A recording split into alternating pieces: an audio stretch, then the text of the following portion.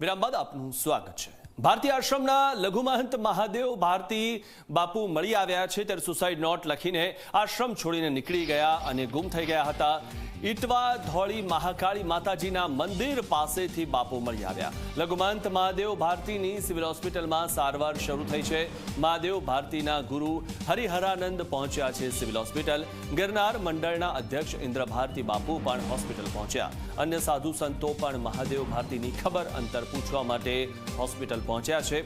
તો આજે બાપુ છે તે સુસાઇડ નોટ લખીને રાતના સમયે નીકળી ગયા હતા અને ત્યારબાદ બીજા દિવસે તેમનો ફોન પણ આવ્યો હતો કે મને લઈ જજો।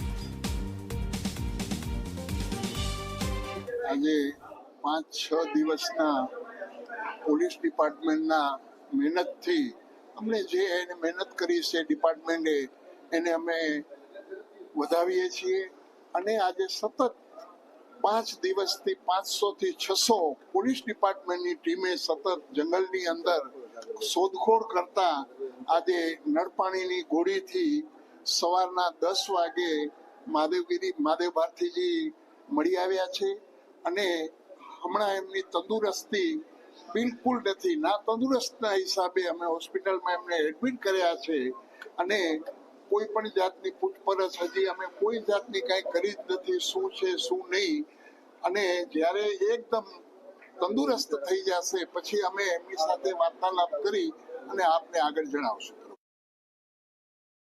મારા શિષ્ય મહાદેવ ભારતી બાપુ 4 દિવસથી આશ્રમ છોડી નીકળી ગયા હતા, પરંતુ પ્રશાસનનો એટલો સપોર્ટ, પોલીસ તંત્રનો એટલો સપોર્ટથી આજે મળી આવ્યા છે પરિક્રમાના રસ્તેથી। હું તંત્રનો ખૂબ અને મીડિયા જગતનો ખૂબ આભાર માનું છું। એની તબિયત અત્યારે નોર્મલ છે, સારી છે, પણ રજા અત્યારે આજે નહીં આપે, એક દિવસ રાખશે પછી રજા આપશે।